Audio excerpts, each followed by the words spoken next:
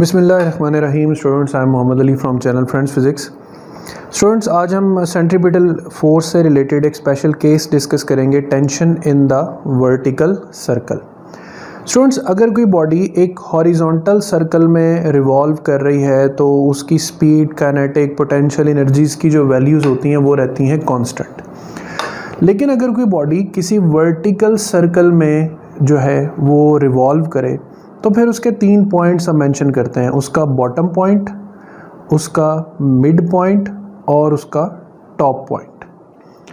अब इस पूरे रेवोल्यूशन के लिए हम जो फीचर्स जो हैं डिस्कस करेंगे, angle, tension, centripetal force, the speed, the kinetic and the potential energy at bottom point, eight mid point and eight the top point.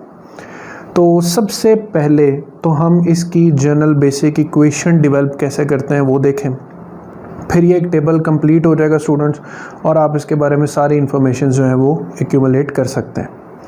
तो नंबर 1, फर्ज कर लें ये जो बॉटम पॉइंट है ये हमारा इनिशियल पॉइंट है।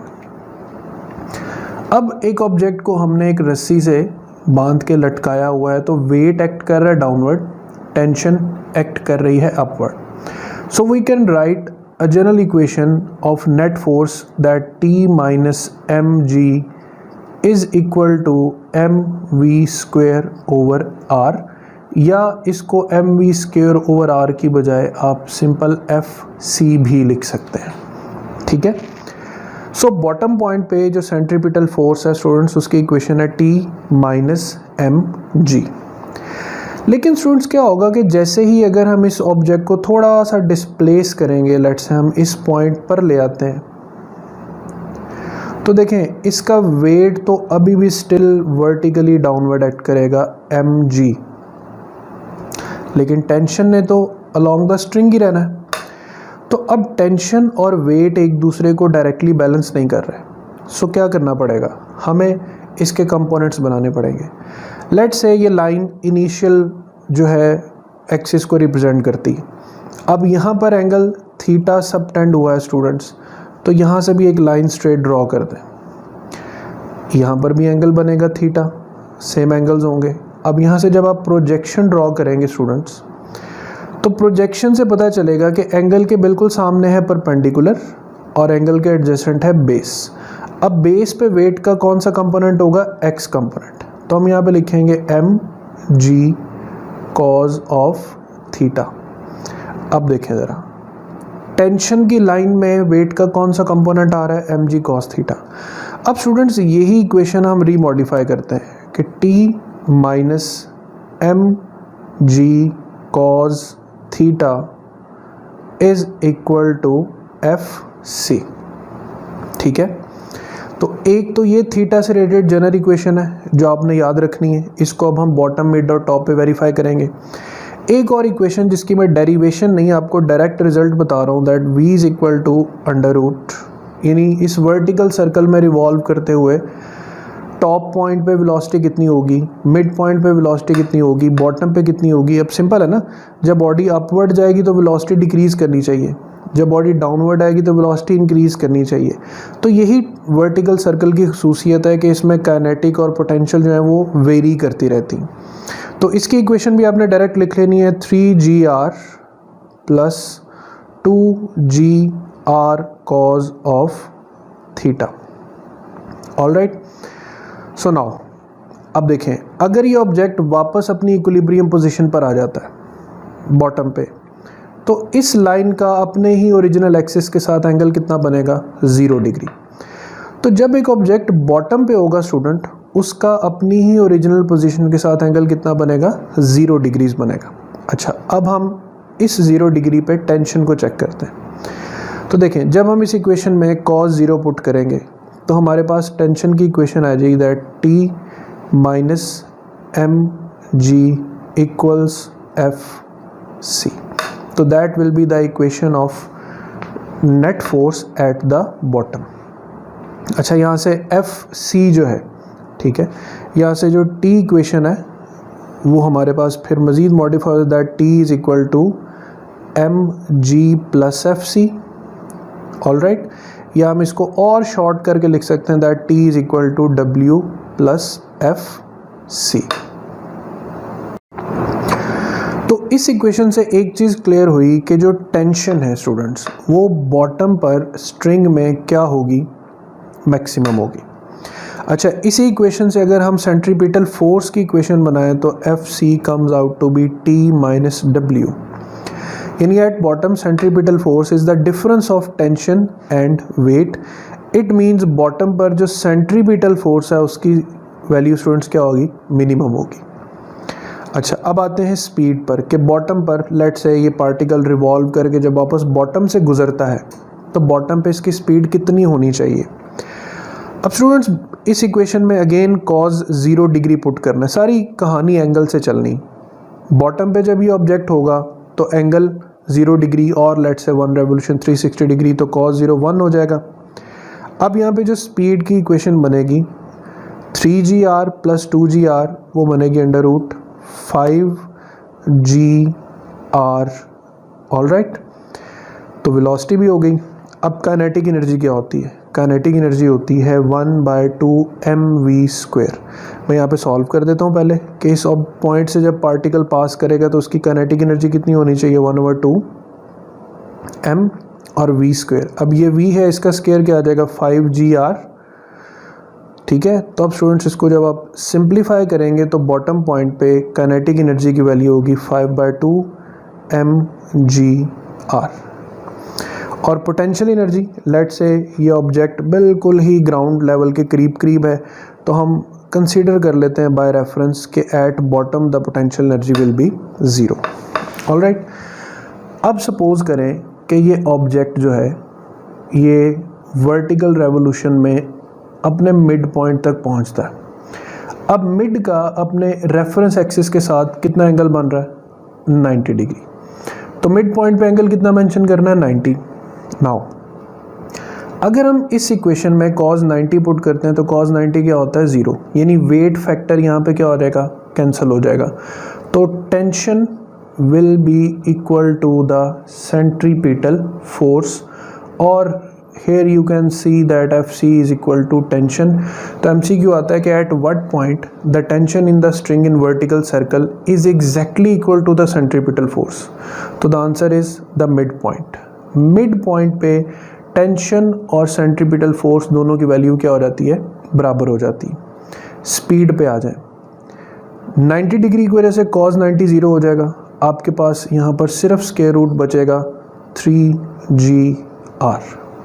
ऑलराइट, और जब आप 1/2 mv² अप्लाई करेंगे तो आपके पास काइनेटिक एनर्जी आएगी 3/2 mgr।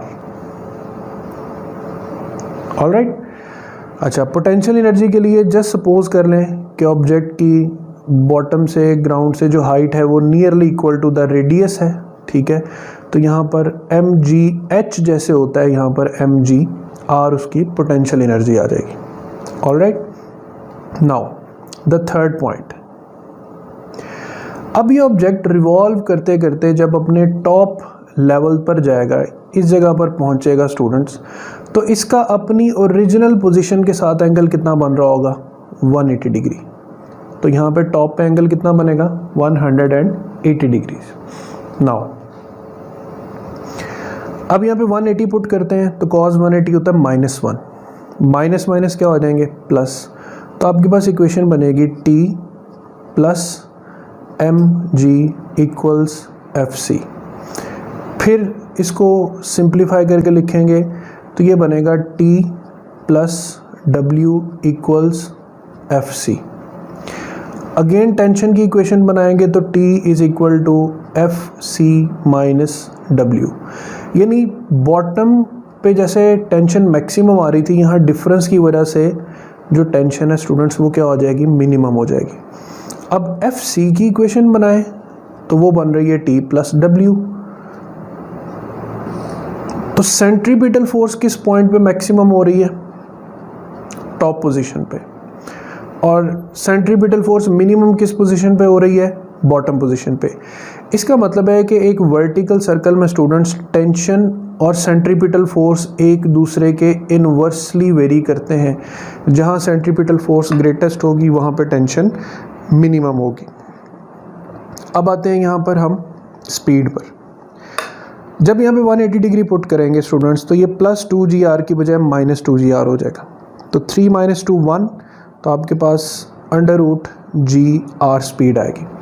अब इस इक्वेशन का मैं आपको हवाला दूं तो आपकी बुक में चैप्टर 5 में एक क्वेश्चन है कि what minimum speed is required by a fighter plane to complete a vertical loop of radius 1 kilometre, कि कितनी मिनिमम स्पीड एक प्लेन को चाहिए सच दैट वो एक पूरा वर्टिकल लूप कंप्लीट कर सके। तो स्टूडेंट्स ये वो मिनिमम स्पीड है जो एक वर्टिकल सर्कल कंप्लीट करने के लिए बॉटम पर होना ज़रूरी है। अगर स्पीड इससे कम होगी स्टूडेंट तो ऑब्जेक्ट वर्टिकल सर्कल को कंप्लीट नहीं कर पाएगा एंड मुमकिन है वो उससे पहले ही अपनी टेंशन लूज़ कर दे और उसका सर्कुलर मोशन एंड अप हो जाए। तो ये होगी मिनिमम स्पीड। अब इसी को काइनेटिक एनर्जी में चेंज करें तो स्टूडेंट हमारे पास आएगा 1/2 mgr। ऑलराइट, नाउ उसके बाद जब हम पोटेंशियल एनर्जी की बात करें तो हम तकरीबन बॉटम से कितनी हाइट पर चले गए हैं, 2r हाइट पर। तो स्टूडेंट्स पोटेंशियल एनर्जी होगी ऑब्जेक्ट के इस पॉइंट पर 2 mgr। ठीक है, अब देखें चूंकि टेंशन बॉटम पे मैक्सिमम है और टॉप पे मिनिमम है तो हम यहाँ पर एक और कैलकुलेशन करते हैं कि बॉटम और टॉप पे आखिर मैक्सिमम कितनी और मिनिमम कितनी टेंशन क्रिएट हो सकती। सो नाउ यहाँ पर हम बॉटम की इक्वेशन लिखते हैं दैट T = mg प्लस, अब सेंट्रीपिटल फोर्स की जगह यहाँ पर लिख दें mv²/r। बात गौर से सुन रहे हैं। नाउ सी बॉटम पे स्पीड कितनी है, √5gr। तो यहाँ पर जो v है ना स्टूडेंट्स, इसकी जगह आप लिख दें 5gr। r से r क्या हो जाएगा, कैंसिल।